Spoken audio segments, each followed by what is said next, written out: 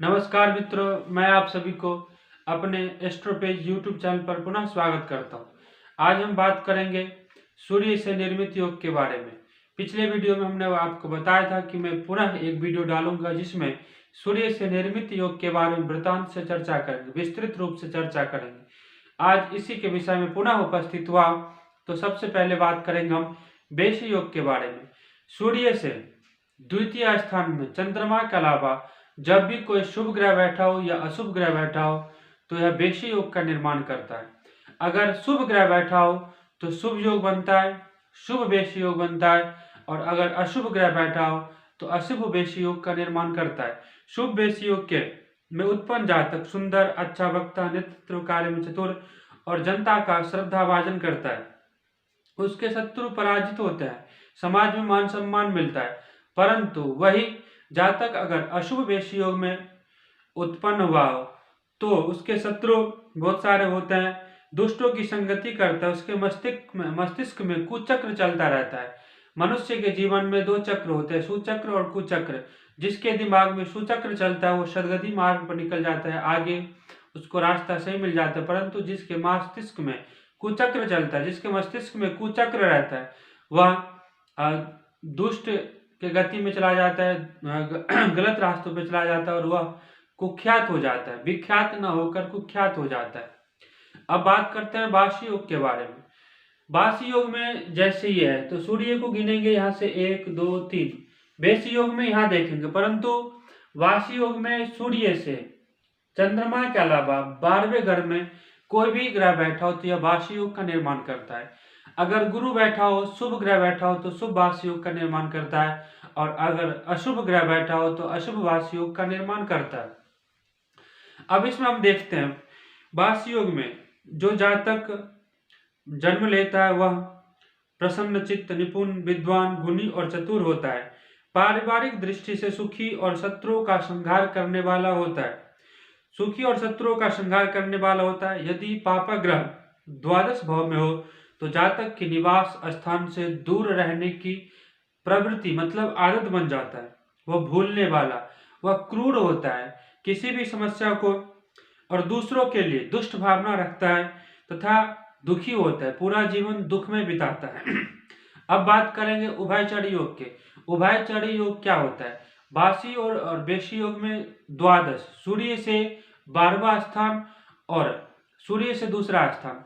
अब देखते हैं उभयचरी योग में सूर्य चंद्रमा के अलावा 12वें स्थान में या दूसरे स्थान में, सूर्य के दूसरे घर में या 12वें घर में कोई भी ग्रह बैठा हो, अगर शुभ ग्रह बैठा है तो शुभ उभयचर योग का निर्माण करता है, और अगर अशुभ ग्रह बैठा है तो अशुभ उभयचर योग का निर्माण करता है। अब देखते हैं शुभ ग्रह तो व्यक्ति न्याय करने वाला होता है, प्रत्येक स्थिति को सहन करने में समर्थ होता है। परंतु यदि वहां पर पापक ग्रह आ जाए, सूर्य के दोनों तरफ पापक ग्रह आ जाए, राहु या शनि जैसे पापक ग्रह आ जाए, मंगल राहु जैसे पापक ग्रह आ जाए, तो जातक कपटी, झूठ बोलने वाला, बात बात पे झूठ बोलने वाला हो जाता है, अन्याय करने वाला, बेवजह दूसरों को कष्ट पहुंचाने वाला होता है और पराधीन होता है। अशुभ उभयचरी योग में उत्पन्न जातक पराधीन, एक तरह से गुलामी हो करता है, कभी वह अपने दिमाग से काम नहीं करता है। अब देखते हैं भास्कर योग क्या होता है। भास्कर योग में यदि सूर्य से द्वितीय भाव में बुध हो, मान लीजिए यहाँ पे सूर्य है और सूर्य से गिनती करते हैं तो 1 और 2, यहाँ पे अगर बुध बैठा हो और बुध से यहाँ से काउंट करने पर, गिनने पर 1 2 11वें स्थान में, जैसे मान लीजिए यहाँ पे चंद्रमा बैठा हो और चंद्रमा से गिनती करने में 5वें या 9वें स्थान में गुरु बैठा हो तो यह भास्कर योग का निर्माण करता है। इस योग में जातक अत्यंत धनी, अनेक शास्त्रों का ज्ञाता होता है, क्योंकि गुरु बैठा है 5 चंद्रमा से 9वें और 5वें घर में, इसलिए जातक अत्यंत शास्त्रों का, कई सारे शास्त्र और वेद पुराणों का ज्ञाता होता है, बलशाली होता है, कला प्रेमी होता है, कला से प्रेम करने वाला होता है, और घर में या समाज में सबका प्रिय होता है। यह एक प्रकार से राज योग भी है। उसके बाद देखते हैं बुधादित्य योग। पूरे कुंडली में कहीं भी सूर्य और चंद्रमा पूरे कुंडली में कहीं भी सूर्य और बुध एक साथ बैठा हो तो यह बुधादित्य योग का निर्माण करता है। बुधादित्य योग अगर 6, 8 और 12 इन त्रिक स्थान में ना हो तो 100% फलित होता है। और इस योग में जन्म लेने वाला व्यक्ति बुद्धिमान, चतुर, प्रसिद्ध तथा ऐश्वर्य भोगने वाला होता है।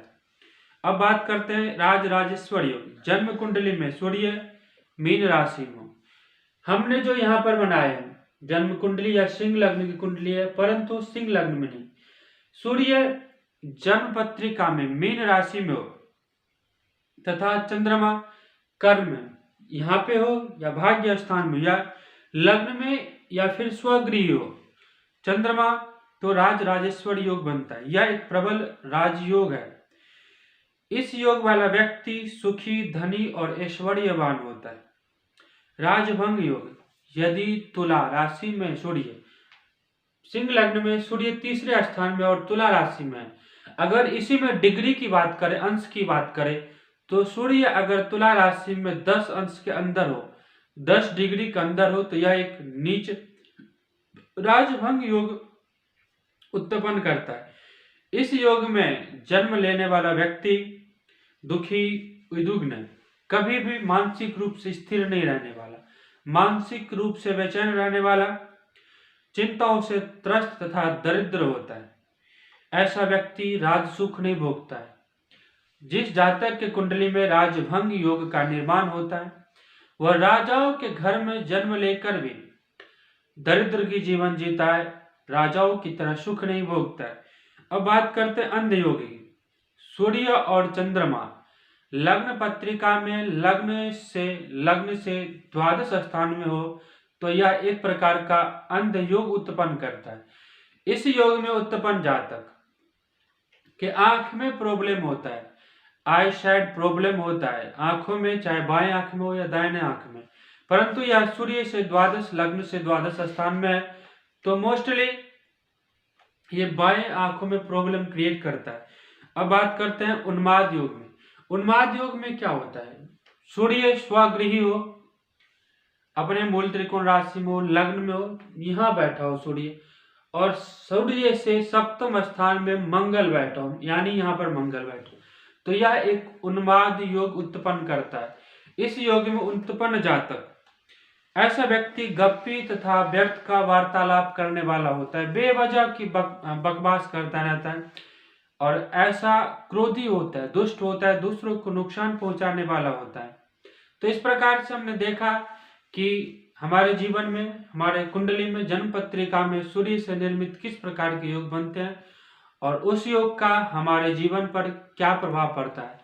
तो ठीक है, आगे वीडियो में देखेंगे सूर्य से निर्मित और कुछ योग। सूर्य 12वें स्थान में बैठता है और किस राशि में बैठकर क्या फल देता है, आगे आने वाले वीडियो में देखेंगे।